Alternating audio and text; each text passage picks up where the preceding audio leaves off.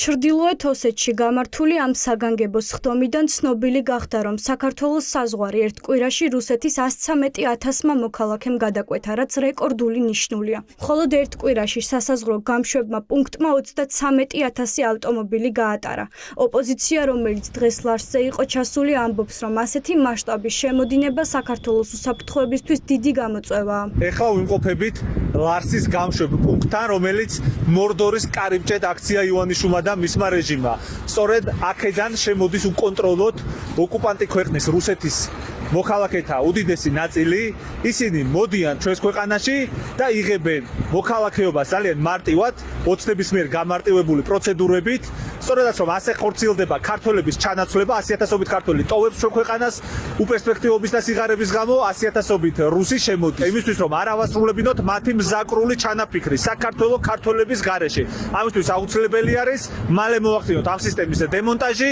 შინაგან საქმეთა სამინისტროში პირველებს უთხრეს, რომ 113,000 ადამიანი ერთ კვირაში საქართველოში არ შემოსულა და ეს არის ჯამური რიცხვი, როგორც ქვეყანაში შემოსული, ისე ქვეყნიდან გასული რუსეთის მოქალაქეების. უფრო მეტი გადის, ვიდრე შემოდის, ამტკიცებენ სასაზღვრო პოლიციაში.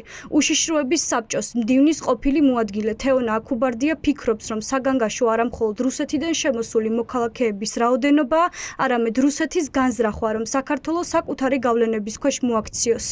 Სიმართლე გითხრათ, აქ ამ შემთხვევაში სტატისტიკა არ არის იმენად საგანგაშო, რამდენადაც თავად საფრთხე, რომელსაც რუსეთი წარმოადგენს საქართველოს სუვერენიტეტისთვის და ის განგრძობითი ომი, რომელსაც რუსეთი ახორციელებს საქართველოს სუვერენიტეტის წინააღმდეგ, როდესაც კონტროლის შესაბამისი არ არის და მათ შორის არა უბრალოდ რუსი ტურისტების კონტროლზე მაქვს აქ საუბარი, არამედ რუსეთის სპეცსამსახურებზე მომუშავე სავარაუდო პირებზე და რუსეთის განზრახვაზე, რომ საქართველოს სრულად დააბრუნოს საკუთარი გავლენის სფეროში, მათ შორის იმ რუსოფობიის ბრალდებაზე, რომელსაც არა მხოლოდ კრემლი უყენებს საქართველოს მოსახლეობის იმ ნაწილს, რომლისთვისაც რუსეთი ოკუპანტია და ამას მშვიდობიანად გამოხატავს. ვინ აკონტროლებს ხალხს, რომელიც ქვეყანაში შემოდის რუსეთიდან?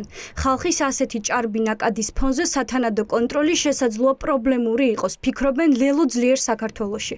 ხშირია შემთხვევები, როდესაც ტურისტად შენიღბული სპეცსამსახურების თანამშრომლები სხვა ქვეყნებში ჯაშუშობისთვის ჩამოდიან. ჩვენს ქვეყანას აქვს ძალიან ბევრი საფრთხე, თუნდაც იმ პოლიტიკური ტურბულენტობიდან გამომდინარე, რაც არსებობს რეგიონში. ამიტომ, როდესაც არის ძალიან დიდი ნაკადი შემოსული ადამიანების, ძალიან მაღალი რისკია იმისა, რომ მათ შორის იყოს რომელიმე დივერსიული ჯგუფი. მათ შორის იყვნენ ადამიანები, რომლებიც დააზიანებენ მაგალითად კიბერუსაფრთხოებას ჩვენ ქვეყანაში. მით უმეტეს, როდესაც ჩვენ რამდენიმე წლის წინ ნახეთ მაგალითად ვაგნერის დაჯგუფების წევრი აქ, ან ის პროპაგანდისტი ჟურნალისტები, რომლებიც ჩართულები არიან ომის მანქანაში. ჩვენ ყველაფრის გათვალისწინებით და იმის გათვალისწინებით, რომ ეს ქვეყანა არის ამ მძიმე პოლიტიკურ ვითარებაში და ზოგადად ქვეყანაში არის პოლიტიკური, საკონსტიტუციო, საპარლამენტო კრიზისი, რა თქმა უნდა, რისკი არის მაღალი და ერთადერთი გამოსავალი არის, რა თქმა უნდა, საზღვრის ეფექტური კონტროლი და საზღვრის ეფექტური კონტროლი კი გულისხმობს ძლიერ ინსტიტუციებს. ტურისტული სეზონი დასასრულს უახლოვდება და სასწავლო წელი იწყება. საინტერესოა, როგორ აისახება ეს მონაცემები რუსეთის მოქალაქეების შემოდინებაზე. არსებობს ეჭვი, რომ სექტემბერში ახალი საყოველთაო მობილიზაცია გამოცხადდება, რის გამოც ხალხის გაქცევის ახალ სერიას ვიხილავთ.